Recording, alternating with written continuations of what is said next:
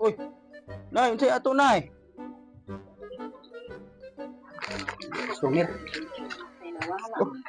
Ipapakot mo kinsa nagkawat mong manok. O sige, pungko sa diha kaya to sa orasyonan. Orasyon pikot miyon, tuot sa lubot dayon simhot.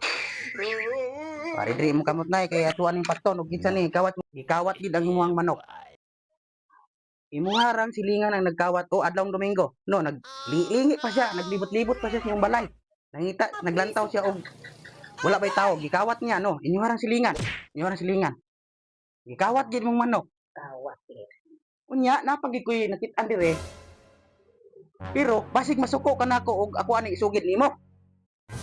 Para klaro kayo, dili ka masuko. Dili mo okay ra. Ako nakita dire. Duha imong bana.